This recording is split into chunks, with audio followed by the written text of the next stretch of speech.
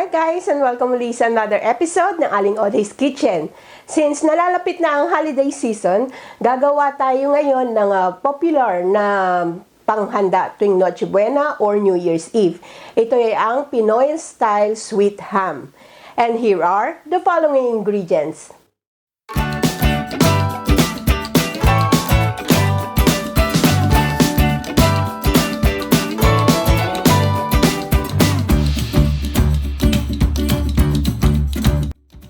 Itong ating leg joint, nabili ko to ng may gatna ng paganon.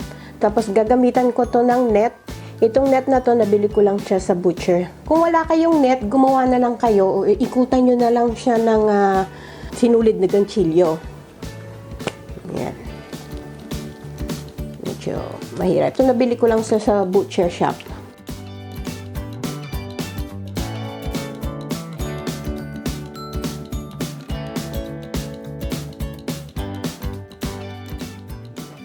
Yan.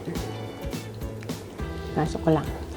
Dito sa dulo, pwede nyo siyang talian para hindi lalagpas mamaya pag nakuluan to.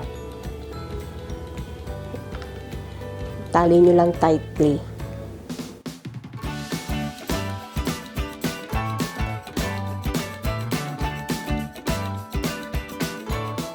Yan sa kabilang dulo.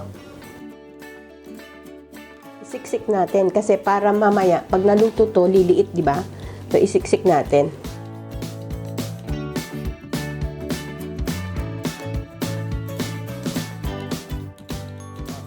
Mag-proceed tayo sa next step. Dito sa ating pan, nilagay ko na yung pineapple juice. Dagdagan ko pa kasi kailangan nakalubog itong ating ham.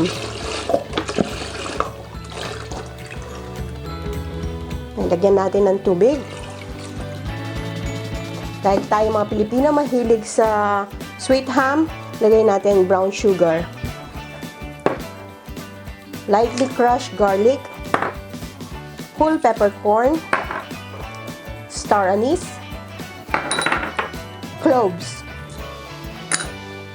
bay leaves or dahon ng laurel, and salt to taste. And haluin ko lang to. And of course, ilalagay na natin yung leg of pork. Yan. Kailangan lubog na lubog siya.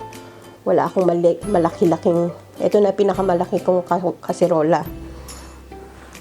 Then, isisimmer natin to. Takpan natin. At isisimmer natin to for a minimum of 2 hours. Depende sa laki ng inyong ham. O for every kilo, 1 hour natin siyang pakukuluan. Ayan, mga 2.5 hours ko rin pinalambot ito. Okay. Transfer ko lang dito sa tray. At palalamigin ko lang siya muna. Bago natin tanggalin yung net. Ayan, gawin naman natin yung pang-glaze. So, dito sa ating pan, maglagay lang tayo ng konting sugar. Konti lang kasi matamis na rin naman yung ating syrup.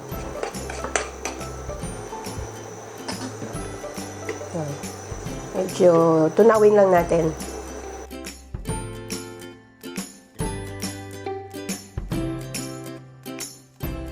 Kumuha lang ako ng ating pinagpakuluan. Lagay na natin dyan.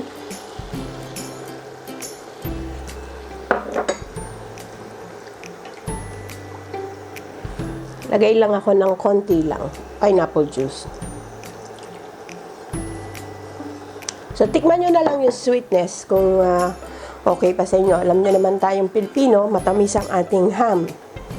Maglalagay ako ng honey, pampakintab. Kung meron kayo ng glucose syrup, yung caro syrup, pwede din yun. Haluin lang natin.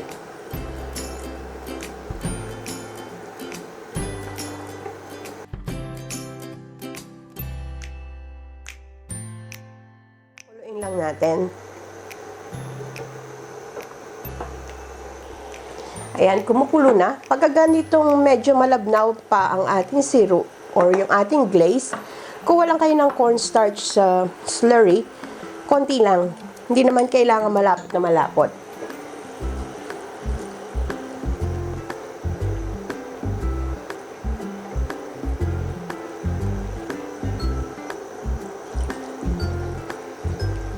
Yan. Enough na yung thickness niya para sa akin. Parang syrup consistency lang siya. And pwede na natin ito i-switch off. Ayan, transfer ko lang yung ating ham dito sa ating plate. Lagyan lang natin ng brown sugar. Kung may torch kayo, pwede nyo i-torch ito. Mas maganda kung ito-torch. Since wala akong torch, ang gagamitin ko, papainitan ko yung sandok. Then, tsaka ko siya ilalagay yan. Para matunaw.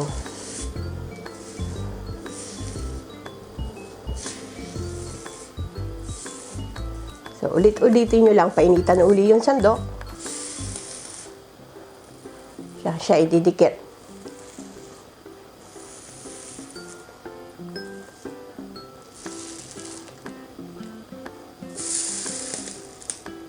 Kung ayaw nyo naman gawin itong procedure na ito, mag-preheat na lang kayo ng oven sa 200 degrees Celsius at ilagay nyo yung ham for 15 minutes hanggang sa matunaw yung sugar. Then yung ating ginawang glaze, bubuhusan lang natin sa ibabaw.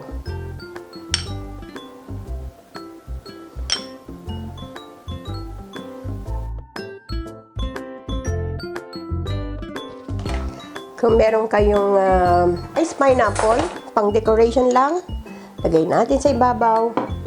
At glazed cherries on top. And there you have it, our Pinoy style sweet ham. So tamang-tama itong ating Pinoy style sweet ham, economical at kayang-kaya natin sa budget.